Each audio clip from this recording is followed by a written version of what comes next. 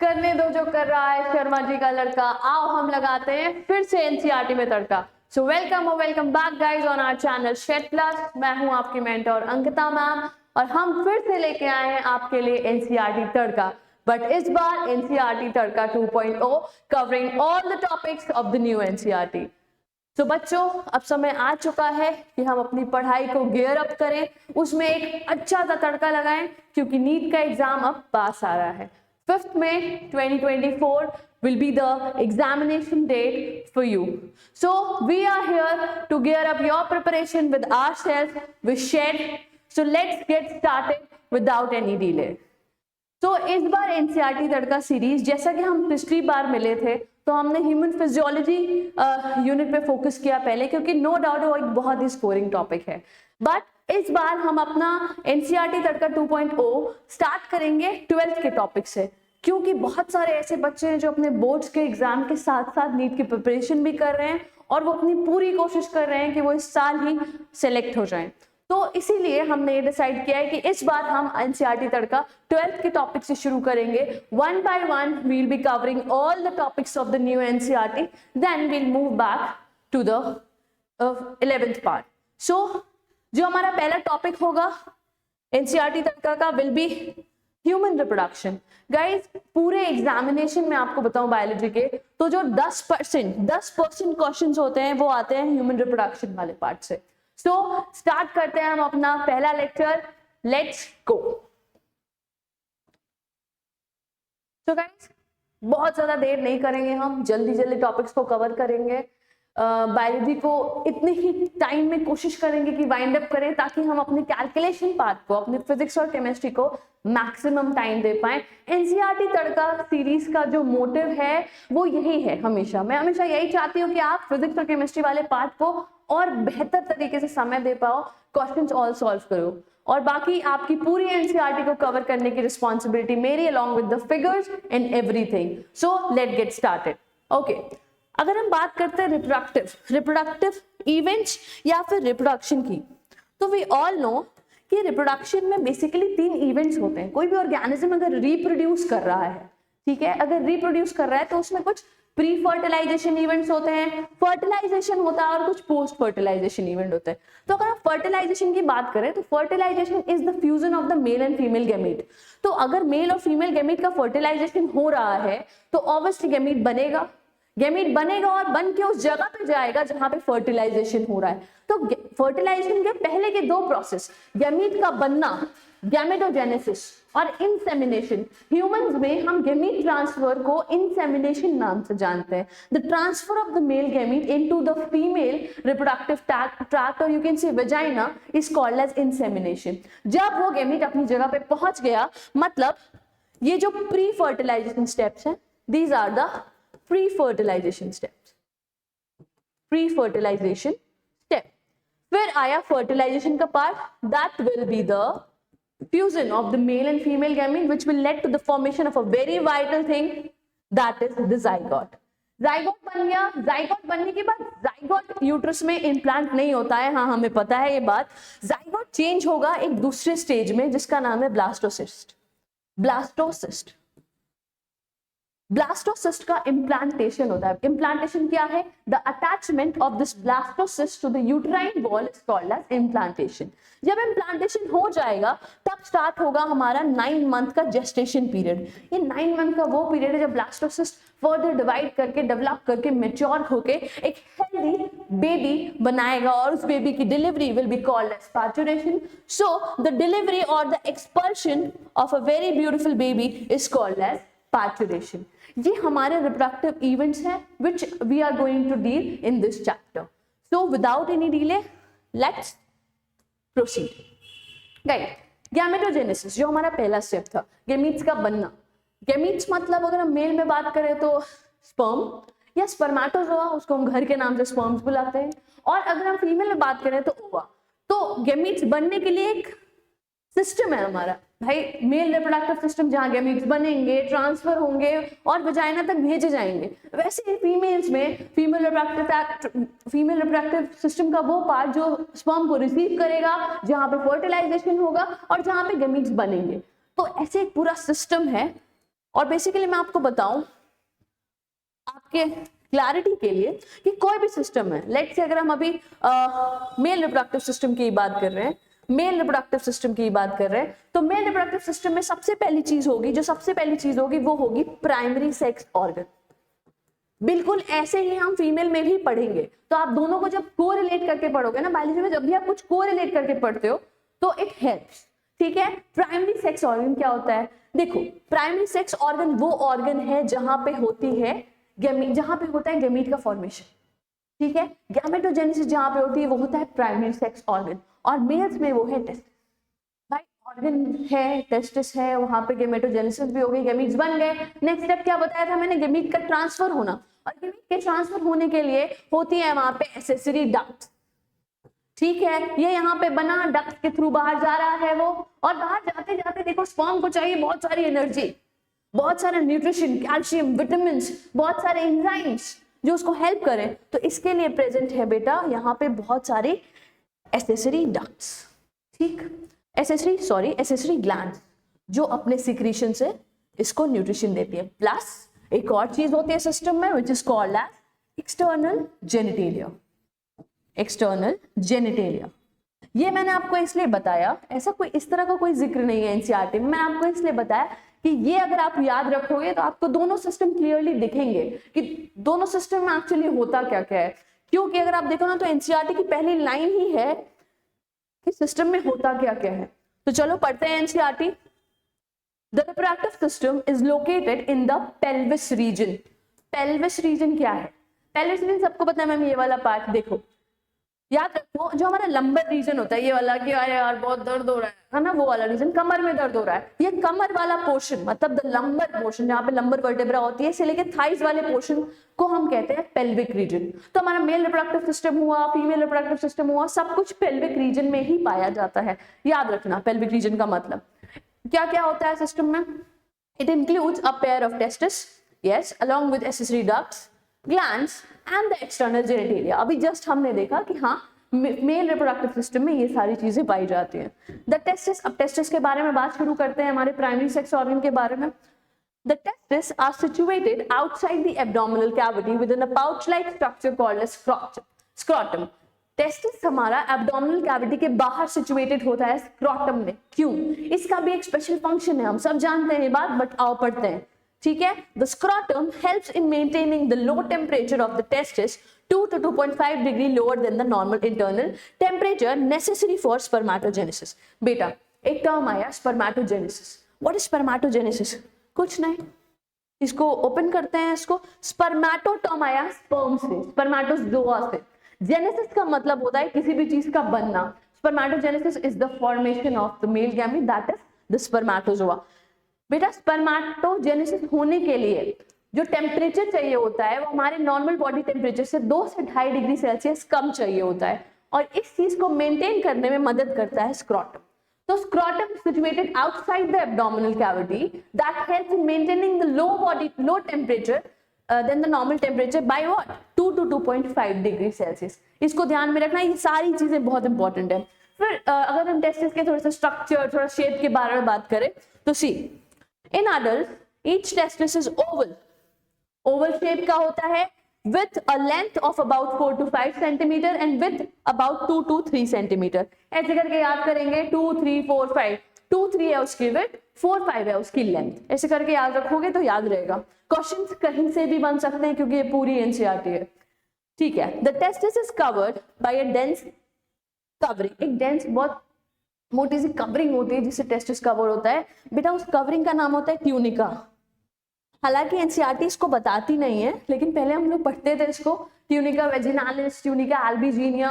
But अब जैसा कि हम लोग पैटर्न देखते आ रहे हैं कि हमने सिर्फ एनसीईआरटी से स्टिक होना है, तो आपको कोई जरूरत नहीं। फिर भी याद रखो tunica is a term which means covering.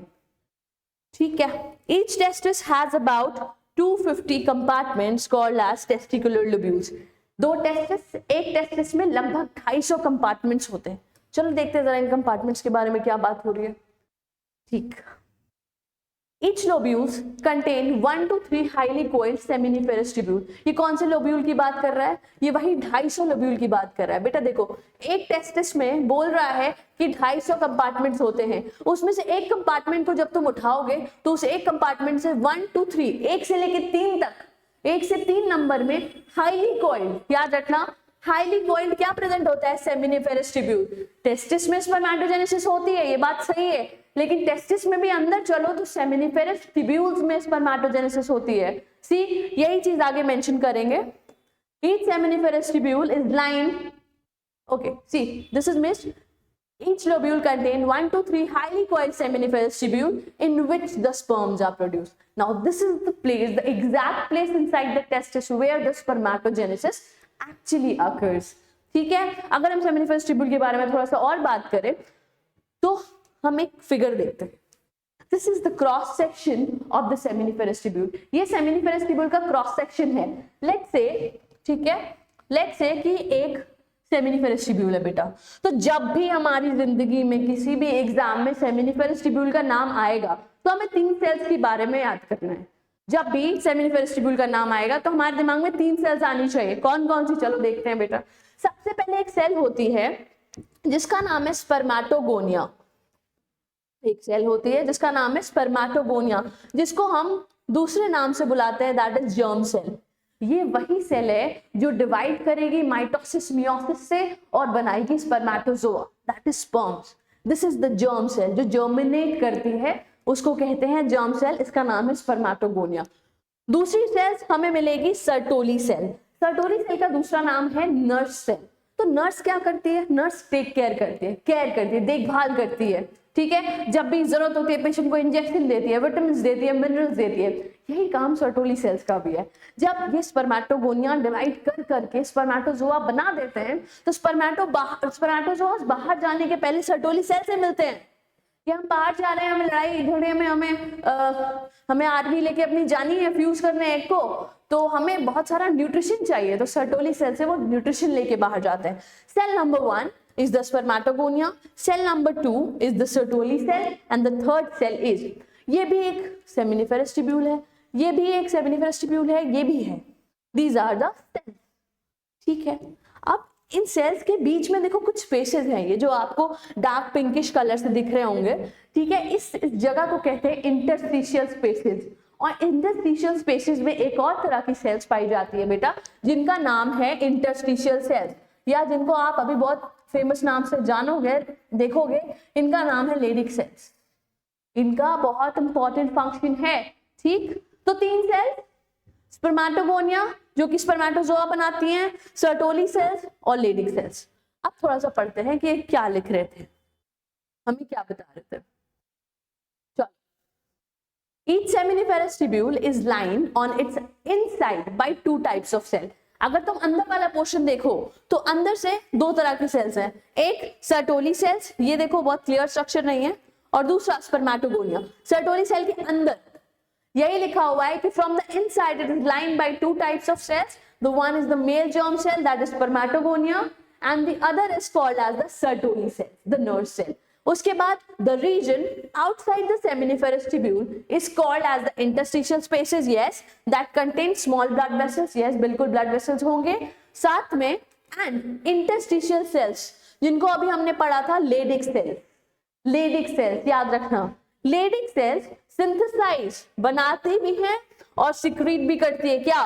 Testicular hormone called as androgen. Androgen is a group of hormone which produces the male sex hormones. Androgen जो है बेटा उसमें आता है एक बहुत इंपॉर्टेंट सा हार्मोन जिसकी वजह से है मेल्स की बोन्स हमसे ज्यादा स्ट्रॉन्ग, उस हार्मोन का नाम है टेस्टोस्टेरोन, ठीक है। ओके, आगे चलते हैं। Other immunological competent cells are also present. एक छोटी सी लाइन ऐड कर दी एनसीईआरटी ने जिसका मतलब बहुत बड़ा है, लेकिन आपको याद रखना है कि हाँ, इन सारी सेल्स के अलावा कुछ और भी सेल्स हैं इम्यूनोलॉजिकल कॉम्पिटेंट सेल्स, मतलब हमारे इम्यून सिस्टम का पार्ट जो लड़ाई झगड़ा करने का काम करता है अगर जरूरत पड़े, वो भी सेल्स प्रेजेंट होती हैं। 3 सेल्स का नाम है, ध्यान रखेंगे। This was all about the testis, कि टेस्टिस में क्या क्या है, कौन कौन सी चीजें हैं। तो basically this was all about our the primary sex organs. अब आगे बढ़ते हैं।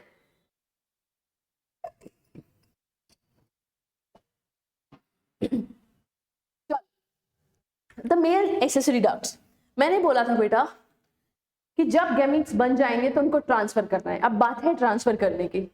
तो the male sex accessory duct includes rete testis, vas differentia, epididymis and vas deferens. ये 4 चीजें हैं, ठीक है। The seminiferous tubules of the testis opens into the vas differentia through rete testis. मैं आपको दिखाती हूं पहले फिगर में, और ये बहुत इंपॉर्टेंट है, समझो इसको। देखो टेस्टिस को थोड़ा सा ओपन करके दिखाने की कोशिश की है इसमें। सी, ये टेस्टिस का पार्ट है, ठीक है। यहाँ पे कंपार्टमेंट्स भी दिखाने की कोशिश की है। देखो ये जो 250 टेस्टिकुलर लोब्यूल्स बताए गए थे कि 250 कंपार्टमेंट्स होते हैं, ये वो कंपार्टमेंट्स हैं, ठीक है। उसके बाद टेस्टिकुलर लोब्यूल से अगर तुम बाहर निकलो तो यहाँ पे सबसे पहली चीज आती है highly coiled structure which is called as रीटेटेस्टिस।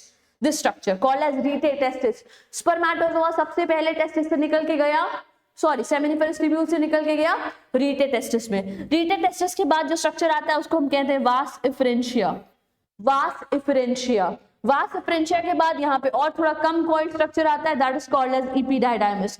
इन सारे स्ट्रक्चर्स के अपने अपने फंक्शंस है, but we are not going in that deep because it is not needed.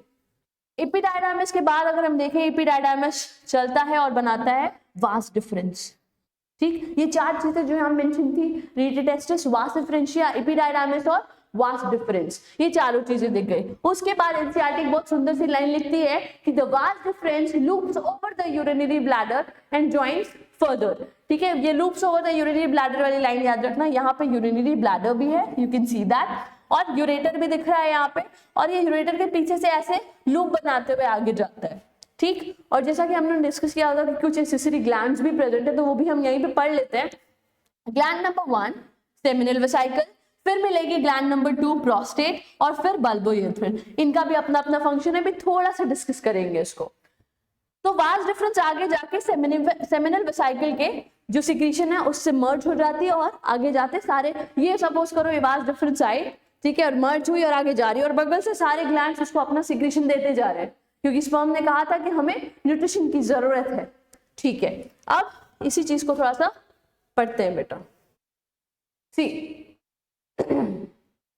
these ducts, ये जो ducts है, जो चारों ducts की बात हुई, store and transport the sperms from the testis to the outside through the urethra, ठीक है। इन्होंने और आगे की बात कर दी कि ये जो ducts हैं सारे, ये क्या करते हैं, स्पर्म को टेस्टिस से लेके यूरेथ्रा के बाहर तक ले जाते हैं। यूरेथ्रा तो देखा नहीं हमने, देखो बेटा ये यहाँ पे वास डिफरेंस आया, सेमिनल वेसिकल से मिला, और ये देखो this is the part of the urethra, ठीक। यूरेथ्रा क्या है, यूरेथ्रा यहाँ पे बेटा दो यूरेथ्रा, एक वो यूरेथ्रा जो यूरिनरी ब्लैडर से यूरिन को कलेक्ट करेगा, और एक है पेनाइल यूरेथ्रा। ये मतलब ये जो यूरेथ्रा होता है मेल्स में, ये सीमेन मतलब स्पर्म्स होता है जिसमें, उसको भी कैरी करता है और यूरिन को भी कैरी करता है। तो बेसिकली यहाँ पे जो लाइन लिखी है, transport the sperms from the testis to the outside through urethra. ये पेनिस जो हमारा एक्सटर्नल जेनिटेलिया है, इंसेमिनेशन को फैसिलिटेट करता है। Okay, the urethra originates from the urinary bladder and extends through the penis to its external opening called as urethral meatus. Yes, urethra urinary bladder से शुरू होता है और बाहर तक चला जाता है, किसके through, urethral meatus। What? urethral meatus। meatus एक बहुत बड़ा सा इंग्लिश टर्म है जिसका नाम होता है ओपनिंग। किसकी ओपनिंग, यूरेथ्रा की opening. This is the meatus, urethral meatus, जहां से यूरिन बाहर चला जाता है अगर यूरेथ्रा से यूरिनरी ब्लैडर से आ रहा है, और इसमें सीमेन भी है जो सेम ओपनिंग से बाहर निकल जाता है। आगे चलते हैं, अब कुछ डक्ट के बारे में जाना, थोड़ा सा मेल एक्सटर्नल जेनिटेलिया पेनिस के बारे में जानते हैं। The penis is the male external genitalia.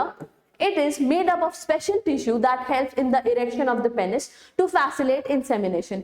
जो मेल एक्सटर्नल जेनिटेलिया होता है उसका नाम होता है penis, which have the special ability, it has the special tissue जिनमें इरेक्शन पॉसिबल होता है। उन टिश्यूज का नाम भी पढ़ते थे हम, बट अभी जैसा कि मैं हमेशा बता रही हूँ कि नहीं जानना आपको, ठीक है। उसमें कुछ स्पेशल टिश्यू होते हैं, कोरस स्पॉन्जिनोसम, कैवर्नोसा एक्सेट्रा, बट आप बस बता रहे हो कुछ स्पेशल टिश्यूज हैं जिसमें ब्लड फिलिंग की वजह से वो इरेक्ट होता है। और इरेक्ट होना क्यों जरूरी है, इंसेमिनेशन, प्रॉपर इंसेमिनेशन के लिए इरेक्शन इंपॉर्टेंट है।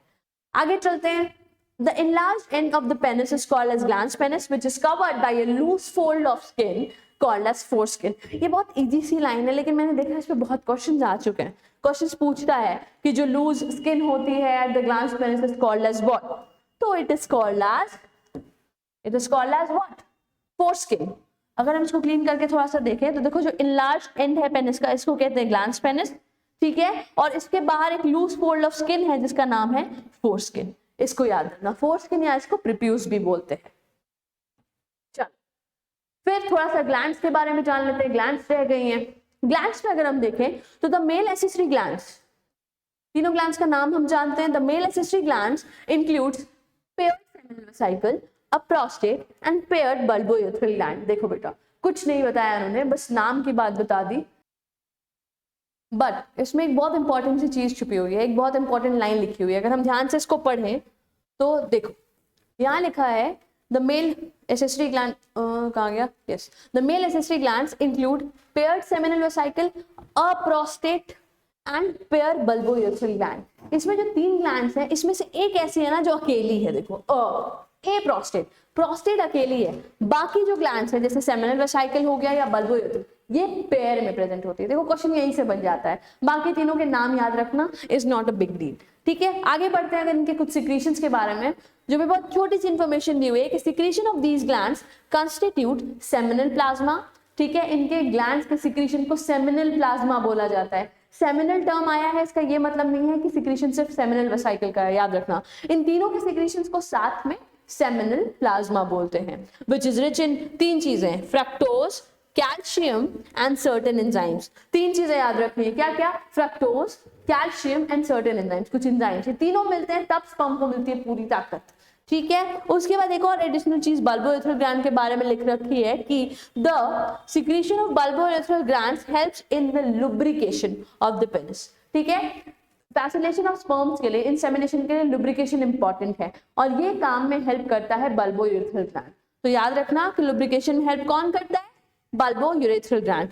So this was the part of the male reproductive system. इसमें मैं तुम्हें बताऊं एक बहुत इंपॉर्टेंट चीज कि आई गेस एम्स, हाँ एम्स 2019 और नीट 2016 जो दूसरी बार हुआ था, सेकंड, उसमें एक सवाल आया हुआ है, दोनों में सेम सवाल जो अभी हमने पढ़ा है, जो स्पर्म का पैसेज था बनने के बाद, वो अगर पैसेज हम रिपीट करें बेटा तो पैसेज कुछ ऐसा था कि टेस्टिस में एक स्ट्रक्चर था रीटे टेस्टिस, यहां चीजें बनी, रीटे टेस्टिस के बाद अगर तुम याद करो तो आता था वास इफ्रेंशिया, वास इफ्रेंशिया के बाद आता था एपिडाइडामिस, एपिडाइडामिस के बाद होके वो कहां जाता था, वास डिफरेंस, ठीक है। वास डिफरेंस के बाद वो बनाता था एक और इंपॉर्टेंट चीज जिसका नाम है इजैक्यूलेटरी डक्ट। अब ये कौन सी चीज है, ये तो कहीं फिगर में भी मेंशन नहीं थी, ये क्या है, तो बेटा देखो जब जब वास डिफरेंस अपना सिक्रीशन लेके आगे बढ़ता है तो उसको रास्ते में मिलती है पहली ग्लैंड, वो पहली ग्लैंड होती है पता है कौन सी, पता है ना, सेमिनल वेसिकल। तो जब सेमिनल वेसिकल का सिक्रीशन से सेमिनल वेसिकल से वास डिफरेंस मिलता है तो दोनों साथ में मिलकर बनाते हैं इजैक्यूलेटरी डक्ट, फिर वो आगे जाके यूरेथ्रा से कंटिन्यू करता है। ये जो सीक्वेंस है ये 2 बार पूछा हुआ है, एम्स 2019 में और नीट 2016 में। प्लस ये इजैक्यूलेटरी डक्ट क्या होती है भाई, इजैक्यूलेटरी डक्ट कंटेन करती है वास डिफरेंस से आ रहा सिक्रीशन, मतलब जो स्पर्म्स है उसमें, और प्लस सेमिनल वेसिकल, ये दोनों जब मिलते हैं तो इजैक्यूलेटरी डक्ट कहलाती है। This was for the male reproductive system. अब थोड़े से और इंटरेस्टिंग पार्ट की तरफ बढ़ते हैं, that is female reproductive system. Without any delay let's start. मेरा सजेशन यही है कि आप लोग एनसीईआरटी को सामने रख के बैठो और जो भी इंपॉर्टेंट चीजें उसको मार्क करते जाओ and finish it with me, okay. फिर आपको सिर्फ कुछ क्वेश्चंस करने होंगे and the chapter will be completed. चल, the female reproductive system consists of a pair of ovaries along with oviducts, uterus, cervix, vagina and the external genitalia in the pelvic region. Now we know what is pelvic region, ठीक है, where it is located. देखो जैसे male reproductive system था वैसे ही female में भी चीजें हैं। जो प्राइमरी सेक्स ऑर्गन है दैट इज द ओवरीज, जो डक्ट्स हैं डक्ट्स में आ जाता है oviduct that is fallopian tube, the uterus, cervix, vagina, ये सब डक्ट सिस्टम का ही पार्ट है, and the external genitalia which is called as the vulva, ठीक, अब ओवरी से शुरू करते हैं, जैसे वहां पे टेस्टिस से किया था। Ovary is the primary female sex organ that produces the female gamete that is ovum. Ovaries में ही ओवा का प्रोडक्शन होता है। और क्या करती है ovary? It produces several steroid hormones, जिनको हम कहते हैं ओवेरियन हार्मोन्स। कौन कौन से हार्मोन है ये? बहुत famous hormones, oestrogen the female hormone and progesterone the pregnancy hormone. These two hormones are produced in the ovary. आगे बढ़ते हैं, ओवरी के बारे में कुछ जानते हैं। ओवरी के shape, structure. Ovary is about 2 to 4 centimetre in length, 2 से 4 सेंटीमीटर इन लेंथ है, and is connected to the pelvic wall and uterus by ligament. देखो बेटा, ऐसे होता है ना फैलोपियन ट्यूब, यहाँ पे ओवरीज है। ओवरीज जो पेल्विक वॉल है, जो आसपास की वॉल है, और यूट्रस से लिगामेंट्स के थ्रू कनेक्टेड होती है, ये बात लिखी हुई है। अभी हम लोग देखेंगे इसको फिगर में। फिर ओविडक्ट की बात करें तो ओविडक्ट को देखने के पहले आओ पहले हम कुछ स्ट्रक्चर्स देखते हैं, जिससे बहुत सारी चीजें क्लियर हो जाएगी। सी बेटा, ये रही हमारी ओवरी, जिसके बारे में अभी अभी हमने पढ़ाई की। अगर तुम देखो तो यहाँ पे पास में तुमको लिगामेंट्स दिख रहे हैं, ये सारे लिगामेंट्स हैं जिससे वो यूट्रस से और पेल्विक वॉल से अटैच्ड है। ठीक, अगर हम फैलोपियन ट्यूब की बात करें, यहां से 14th डे पे ओवरी लगभग 14th डे पे अपना ओवा रिलीज करती है। ठीक, ओवा रिलीज करती है, जो कि एक पार्ट है, सबसे पहला पार्ट इनफंडिबुलम, जिसको एनसीईआरटी लिखती है कौन सा shape? Funnel shape. Funnel shape का इनफंडिबुलम होता है, जिसके एजेस पे फिंगर लाइक प्रोजेक्शंस होते हैं। ये फिंगर लाइक प्रोजेक्शन ओवा को निकलते हैं, कैच करने में हेल्प करते हैं। यहाँ से ओवा निकला, इसने कैच कर लिया, इनफंडिबुलम के फिम्बरे पार्ट में उसको कैच कर लिया, एंड देन वो उसको ले जाता है एक वाइडर पार्ट, इसको एनसीईआरटी लिखती है वाइडर पार्ट एम्पुला। ये पार्ट बहुत इंपॉर्टेंट है। क्यों इंपॉर्टेंट है? क्योंकि यहीं तक ओवा जाता है और यहीं पे होता है फर्टिलाइजेशन। फर्टिलाइजेशन अगर इसके अलावा कहीं और हुआ तो उस प्रेगनेंसी को हम कहते हैं एक्टोपिक प्रेगनेंसी, और वो सक्सेसफुल जनरली नहीं होती है। ठीक है, उसके बाद बेटा एम्पुला के बाद आता है एक पार्ट जो कि नैरो होता है, थोड़ा सा पतला होता है। ठीक, जिसको एनसीईआरटी नैरो पार्ट लिखती है, which leads to the uterine cavity और the uterine wall is called as it's isthmus. Isthmus के बाद आप आओगे तो आपको मिल जाएगी ये cavity, which is called as the uterine cavity, जहां पे अभी इम्प्लांटेशन होगा, जेस्टेशन पीरियड चलेगा। इस पूरे हुए पार्ट को हम कहते हैं uterine fundus. This is the uterine cavity. अगर आप नीचे आओ तो see, this is cervix, this is cervical canal, and the opening, external opening for the receiving of this spermatozoa is called as vagina. Plus अभी हम एक बहुत important सी बात पढ़ने वाले हैं जिसपे सवाल जवाब आए हैं, that is the cervical canal along with the vagina is called as, yes you know that, birth canal. इसको बर्थ कैनाल क्यों कहा जाता है बताने की जरूरत नहीं है मुझे, आप सब जानते हैं। नाउ वापस आते हैं हम जो पढ़ रहे थे, अब हमें बेहतर समझ में आएगा। सी, द ओविडक्ट, जिनको फैलोपियन ट्यूब कहते हैं, द ओविडक्ट, यूट्रस, वजाइना, ठीक, constitute the female accessory duct. ये है एसेसरी डक्ट्स। ठीक है, each fallopian tube is about 10 to 12 centimetre long and extend from the periphery of each ovary to the uterus. 10 से 12 centimetre long होती है ये जो फैलोपियन ट्यूब है। कहां से कहां तक? ओवरी के पास से वॉल ऑफ यूट्रस तक। ये पूरी 10 से 12 सेंटीमीटर होती है, याद रखना, ये भी एक इंपॉर्टेंट चीज है जो मिस हो सकती है। ठीक है, आगे देखते हैं। Sorry,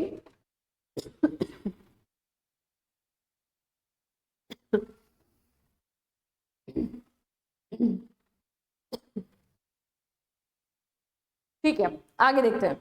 The uterus is single and it is also called as womb. Uterus का दूसरा नाम होता है womb, या हाइस्ट्रा भी पढ़ते हैं बेटा, हाइस्ट्रा। ठीक है, womb याद रखो आप। The shape of the uterus is like a inverted pear. Yes, inverted pear की तरह होता है। It is supported by ligaments attached to the pelvic wall. Uterus खुद भी ligaments के थ्रू अटैच्ड होता है pelvic wall से। ठीक है, अगर हम वॉल ऑफ यूट्रस की बात करें तो this is again a very important thing. The wall of the uterus has 3 layers of tissue. 3 layers होती है, कौन कौन सी? The external thin membranous, पतली सी मेम्ब्रेन की बनी हुई पेरीमेट्रियम। मिडल थिक, अंदर की थिक लेयर होती है जो कि स्मूथ मसल से बनी होती है, जिसका नाम है मायोमेट्रियम। हाँ, इसका नाम ही बता रहा है कि इसमें मसल है, मायो। ठीक, and the inner glandular layer called as endometrium that lines the uterine cavity. Now there is a term called as glandular.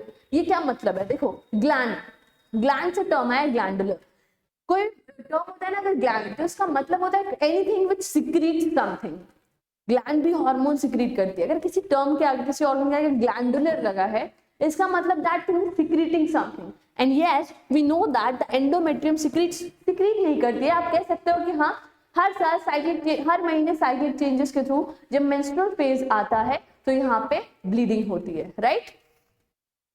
देखो लिखा भी है, the endometrium undergo cyclic changes during menstrual cycle while the myometrium exhibit contraction during the delivery of the baby। अब देखो दोनों के अपने बहुत इंपॉर्टेंट फंक्शंस हैं। बॉडी में कहीं पे भी अगर स्मूथ मसल्स मिलती हैं तो स्मूथ मसल्स भर भर के कॉन्ट्रैक्शन करवाती है, ठीक। यहाँ पे स्मूथ मसल प्रेजेंट है, दैट इज द मायोमेट्रियम। जब डिलीवरी होती है बेबी की तो मतलब तगड़ा कॉन्ट्रैक्शन कराने में स्मूथ मसल्स हमारी हेल्प करती है। अगर हम इसको देखें ध्यान से, देखो यहाँ पे ये तीनों मसल्स बनी हुई है, तीनों पार्ट्स बने हुए हैं। सबसे बाहर perimetrium, that is thin membranes perimetrium, ठीक है। मायोमेट्रियम जो कि थिक है, हम देख सकते हैं, देखो इतनी थिक है, ठीक है, दैट इज स्मूथ मसल्स की बनी हुई है वो। उसके बाद एंडोमेट्रियम, ये जो थोड़ी रेडिश रेडिश दिख रही है, जिसमें साइक्लिक चेंजेस होंगे और मेंस्ट्रुअल फेज में यहाँ पे ब्लीडिंग के लिए रिस्पॉन्सिबल होगी, ठीक है, करेक्ट। उसके बाद थोड़ा सा एक्सटर्नल जेनिटेलिया के बारे में समझते हैं, जल्दी जल्दी खत्म करते हैं। The female external genitalia include mons pubis, labia majora, labia minora, hymen and clitoris. देखो इसको एनसीईआरटी ने मेंशन तो नहीं किया है, लेकिन अगर हम थोड़ा सा समझने की कोशिश करें और समझना चाहें तो हम ये समझ सकते हैं। There are 2 folds of skin, ठीक है, 2 folds of skin are present, ठीक। सबसे बाहर वाली जो फोल्ड ऑफ स्किन होती है इसको हम कहते हैं, जो बड़ी होती है, दैट इज लेबिया मेजोरा, ठीक। अंदर जो लेयर ऑफ स्किन होती है, फोल्ड ऑफ स्किन होती है, ये फोल्ड्स होते हैं, इनको हम कहते हैं लेबिया माइनोरा। अंदर है, छोटी है, ठीक। उसके बाद बेटा इसके जस्ट ऊपर, इसके जस्ट ऊपर जो हेयरी पार्ट होता है, जहां पे आप हेयर देख पाते हो, इस पार्ट को हम कहते हैं mons pubis. It is not visible, इसको हम कहते हैं mons pubis, the hairy part, ठीक है। मॉन्स प्यूबिस, लेबिया मेजोरा एक फोल्ड ऑफ स्किन, दूसरा लेबिया माइनोरा। उसके बाद कुछ और चीजें हैं, जैसे यहाँ पे लेबिया माइनोरा के अंदर आपको सबसे पहली ओपनिंग दिखेगी जो होती है यूरेथ्रल ओपनिंग, या फिर इसको यूरेथ्रल मिएटस बोलते हैं, अभी हमने पढ़ा भी था, ठीक। यहीं पे नीचे होती है आपकी विजाइनल ओपनिंग या विजाइनल मिएटस, या एक और नया टर्म सुनो तो विजाइनल ओरिफिस। ओरिफिस भी ओपनिंग को ही बोलते हैं। At the junction of 2 labia minora, there is a structure, a tiny finger-like structure called as clitoris. ठीक है, clitoris. Plus, there is a very important thing. ठीक है, the vaginal opening is partially covered by a structure, a membrane, a thin membrane called as. It often covered by this. ये हमेशा covered नहीं होती है. There are so many females जिनमें कभी hymen है ही नहीं, बनी नहीं, थी नहीं, लेकिन हाँ जनरली, ठीक, जनरली हाइमेन इज प्रेजेंट। अब अगर हम इसको पढ़े तो सी एक्सटर्नल जेनिटेलिया में हमने देखा yes mons pubis the hairy part, ठीक है, labia majora, labia minora, hymen and clitoris, these things are clear. Then the opening of the vagina is often covered partially, देखो यहाँ पे एनसीईआरटी में लिखती है often, not always, often covered by partially by a membrane called as hymen. The clitoris is a tiny finger-like structure right as the upper junction of 2 labia minora just above the urethral opening. ठीक है, ये सब figure से clear है, अभी देखा। फिर बात हुई है हाइमेन की। The hymen is often torn during the first coitus. लिखा है बेटा, एक इंपॉर्टेंट सी जनरल सी इंफॉर्मेशन, इसको समझो आप कि हाइमेन का ब्रेक होना is generally due to the first coitus or the first intercourse, but it is not necessary. It can be torn by what? It can be broken by using vaginal tampon, a fault, एक किसी चोट लगने से या horse riding करने से वजह से या विग्रेस स्पोर्ट्स एक्टिविटी की वजह से भी ये टूट सकती है, ठीक है। So breaking of hymen is never and ever is a indication of the virginity or the sexuality of the person, ठीक है। just take care of this in your mind. Now let's move ahead to a important thing. see, हमने female reproductive system में सब पढ़ा, मैंने बताया आपको कि जैसा मेल रिप्रोडक्टिव सिस्टम है वैसा ही फीमेल भी है, बट अगर हम बात करें पूरे एक डेवलपमेंट की, रिप्रोडक्शन की, तो बिना बच्चे के पालन पोषण के, उसके प्रॉपर न्यूट्रिशन के, एंटीबॉडीज के, ताकत के, वो रिप्रोड्यूस नहीं हो सकता हेल्दी तरीके से। इसीलिए फीमेल रिप्रोडक्टिव सिस्टम में एक बहुत इंपॉर्टेंट चीज होती है, that is the mammary gland. Mammary gland, तो all the structures of the female reproductive system along with the mammary gland leads to the reproduction of a new organism. तो हम female reproductive system में इसको consider करेंगे, ठीक है। अगर हम mammary gland की बात करें, थोड़ा सा हम फिगर से समझें, फिर हम पढ़ें, तो हम देखेंगे बेटा mammary glands के अंदर variable amount of fats होता है, ठीक है, अलग अलग अमाउंट्स ऑफ फैट प्रेजेंट है। उसके अंदर 15 से 20 लोब्स प्रेजेंट है, 15 to 20 lobes are present. ये 15 to 20 lobes, एक लोब के अंदर clusters of alveoli present है, you can see that, यहाँ पे alveoli mention किया होगा जरूर, ठीक है, यहाँ पे alveolus बना हुआ है, ये देखो सारे clusters present है, और ऐसे 15 से 20 lobes होते हैं, ठीक है। ये alveoli is responsible for the formation of milk, यहाँ पे milk का formation होता है, और आगे यहाँ पे duct system बना हुआ है, जिसके थ्रू जब बेबी उसको सक करता है तो nipples के थ्रू वो milk बाहर eject हो जाता है। इसका जो पैसेज है ये बहुत इंपॉर्टेंट है, अभी हम लोग उस पर डिस्कस करते हैं।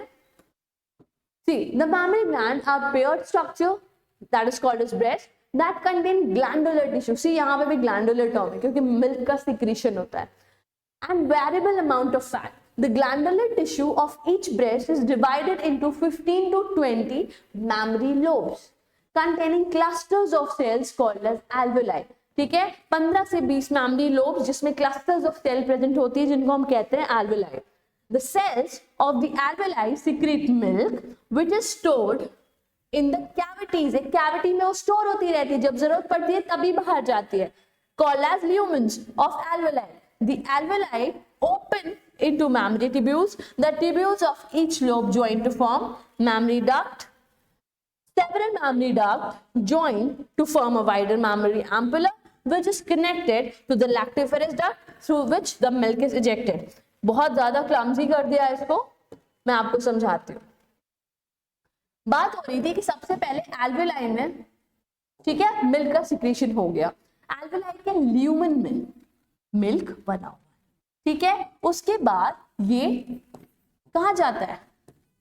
डक्ट्स में, जिनका नाम है मैमरी डक्ट। बहुत सारे लोब से मैमरी डक्ट्स निकलती हैं, तो हम उसको मैमरी, ये ट्यूब्यूल्स है, ठीक, मैमरी ट्यूब्यूल्स, बहुत सारी मैमरी ट्यूब्यूल्स निकलती हैं तो बनती हैं मैमरी डक्ट्स, ठीक। उसके बाद फिर आता है एक wider part called as ampulla, और ampulla lets to lactiferous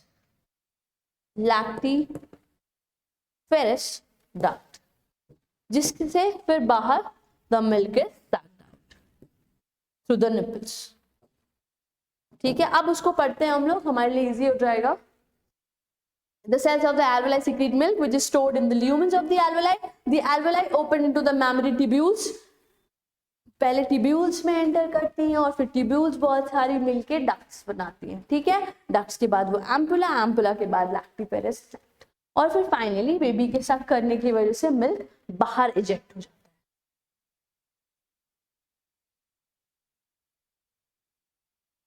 So this was it for today's lecture, ठीक है। हमने बहुत सारी चीजें पढ़ ली, कवर कर लिया, बहुत सारी चीजें देख ली हमने, बहुत सारी इंपॉर्टेंट चीजें भी समझी, ठीक। अब आपका काम ये है कि आप एनसीईआरटी को इसी तरह वीडियो देखते देखते थॉरली रिवाइज करोगे।